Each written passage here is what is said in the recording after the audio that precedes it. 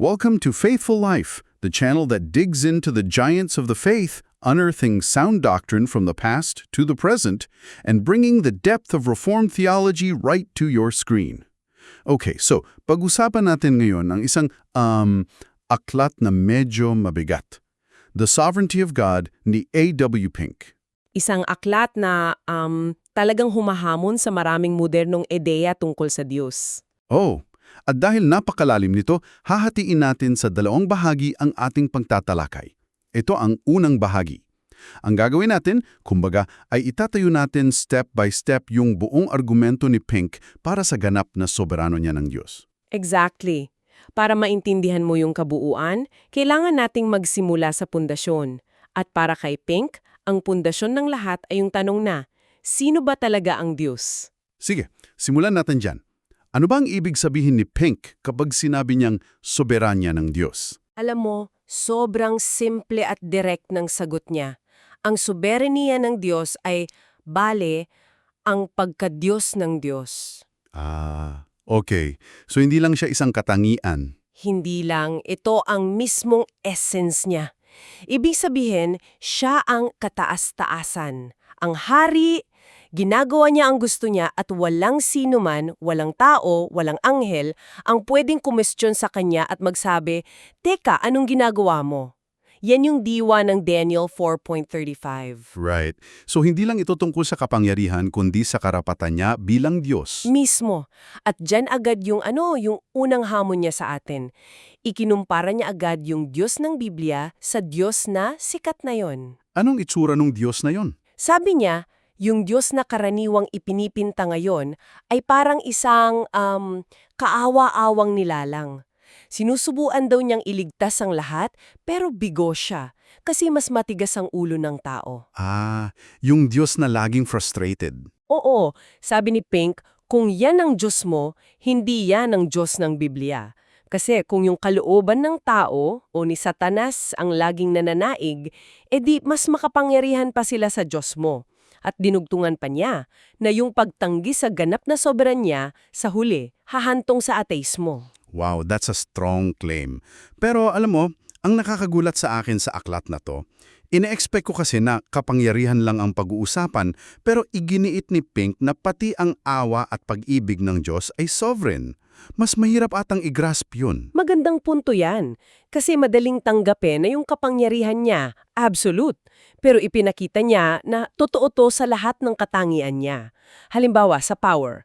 Sovereign siya kung kailan niya ito gagamitin, di ba? Paano? Anong ibig sabihin niya nun? Iniligtas niya ang Israel sa Red Sea, pero hinayaan niya silang makipaglaban sa Amalek gamit ang espada. Iniligtas niya si Daniel sa mga leon. Pero hinayaan niyang mamatay si Esteban sa pagbato. Okay, gets. Siya ang nagdedesisyon. Exactly. Power on his own terms. At ganun din sa kanyang awa. Okay. Paano naman yon? Dito na medyo nagiging uncomfortable para sa marami. Ginamit niya yung kwento sa Pool of Bethesda. Ang daming may sakit doon, di ba? Oo, napakarami. Pero sa lahat ng yon, isang tao lang ang pinili ni Jesus na pagalingin. Bakit? Kasi sovereign ang awa niya. Pinakinggan niya si Hezekiah pero hindi niya pinakinggan si Moises. Ang bottom line, yung nasa Roma 9:15, mahahabag ako sa nais kong kahabagan. At ito na yung pinakamahirap para sa marami. Pati sa kanyang pag-ibig, siya ay soberano. Ibig sabihin, iniibig niya kung sinong gusto niyang ibigin. Yes. Ang classic example ni Pink dyan, syempre, Roma 9:13. Si Jacob ay inibig ko, ngunit si Esau ay kinapuutan ko. At yung timing yung crucial dyan, di ba? Bago pa sila isilang. Tama. Bago pa sila makagawa ng anumang mabuti o masama. Para ipakita na yung dahilan ng pag-ibig ng Diyos ay wala sa tao, kundi nasa Kanya lang, ayon sa kabutihan ng Kanyang kalooban. Okay, so sovereign siya sa kanyang mga katangian.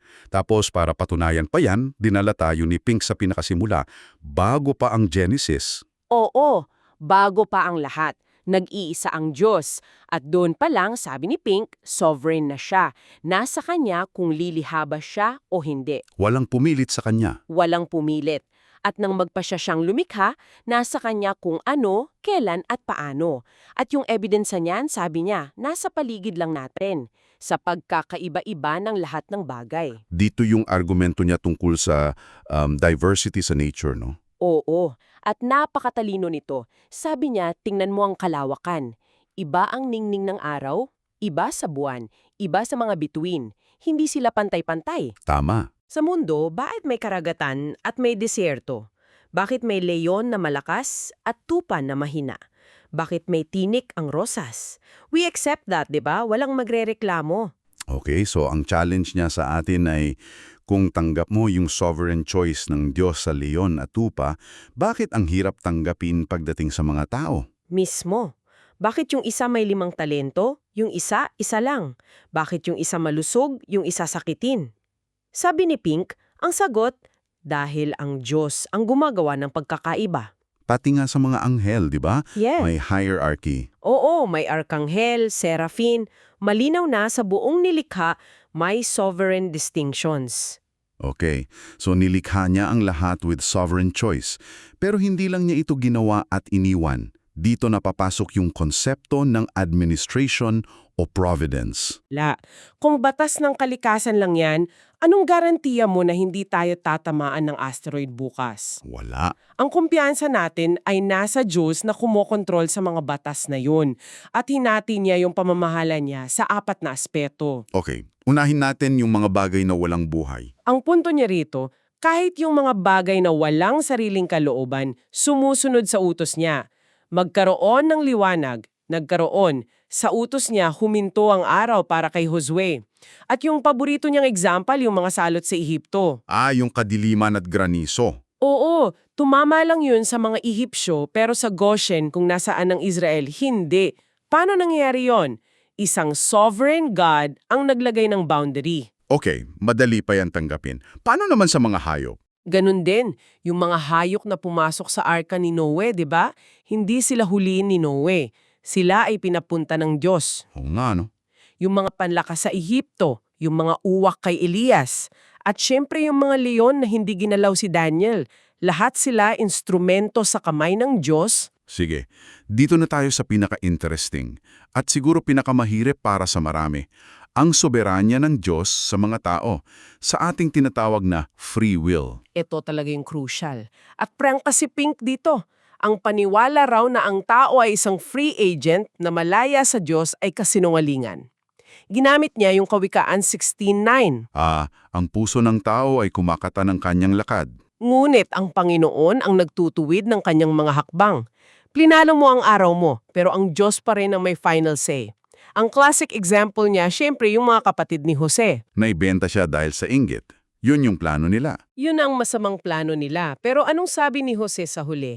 Ang binalak ninyong masama, binalak ng Diyos para sa kabutihan. So even yung masamang intensyon ng tao, ginagamit pa rin ng Diyos? Grabe. At hindi lang tao, di ba? Pati spiritual beings? Yes, pati ang mga anghel, mabuti man o masama.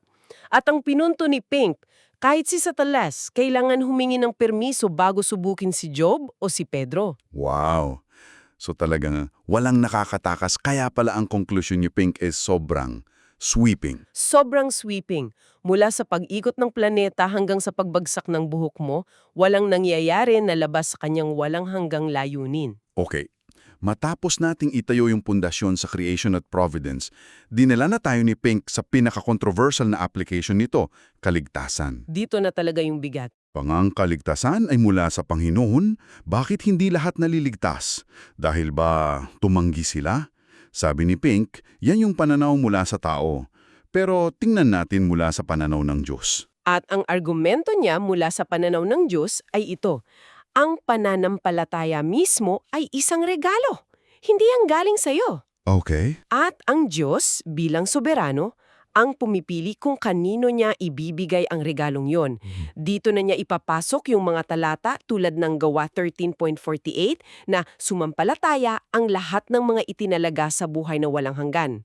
Pansinin mo yung sequence. Itinalaga muna, bago sumampalataya, hindi baliktad. So ito na yung doktrina ng eleksyon o paghirang. Ito na yon. At para kay Pink, diretsahan to. Bago pa man magsimula ang mundo, Pinili na ng Diyos kung sino ang maliligtas. Kumbaga, bago pa isulat ang script, nag-casting call na siya. Parang ganon at naglatag siya ng maraming ebidensya sa Roma 9, yung magpapalayok at ang luwad, may karapatan siyang gumawa ng sisidlan para sa karangalan at isa pa para sa kahihiyan, vessels of wrath and vessels of mercy. Iisang source, dalawang destinasyon, based sa desisyon ng gumawa. Tama. Tapos sa Roma 11, mayroong nalalabi ayon sa pagpili ng biyaya. At idiniin niya, kung biyaya, hindi pwedeng dahil sa gawa. Kung pinili ka ng Diyos dahil nakita niyang mananampalataya ka, ang dahilan ay nasa iyo, hindi sa Kanya. Hindi na yun biyaya. Merito na yon. Meron pa yung sa 1 Corinthos 1, di ba? Oo, yung paborito ko. Pinili ng Diyos ang mga hangal, ang mahina ang mga itinatakwil ng mundo. At sinabi ng Biblia kung bakit. Upang walang sinumang makapagmalaki sa harapan ng Diyos. Exactly. Para 100% ng kaluwalhati ay sa Kanya. Ang basihan ng lahat, paulit-ulit niyang sinasabi gamit ang Epeso 1, ay ang kabutihan ng Kanyang kaloogan. Okay. Kung tinanggap mo na yung election, sabi ni Pink, hindi mo pwedeng takasan yung logical na kasunod nito. At ito na, para sa marami, ang pinakamabigat sa lahat, ang konsepto ng reprobation o pagtatakwil. Oo, at dito, hindi talaga nagpigil si Pink. Sabi niya, hindi pwedeng sabihin na pinili lang niya ang ilan at hinayaan lang ang iba. Bakit hindi? Kasi logically, a choice for some is a choice against the rest. Ang pagpili kay Jacob ay kasabay ng hindi pagpili kay Esau. So para sa kanya, nangangahulugan yon na aktibong itinalaga rin ng Diyos ang mga hindi hinirang para sa kapahamakan. Teka. Yung sinabi mong aktibong itinalaga para sa kapahamakan, napakabigat niyan. Marami makakarinig niyan at sasabihing, that doesn't sound like a loving God. May mga talataba na direktang nagsasabi niyan.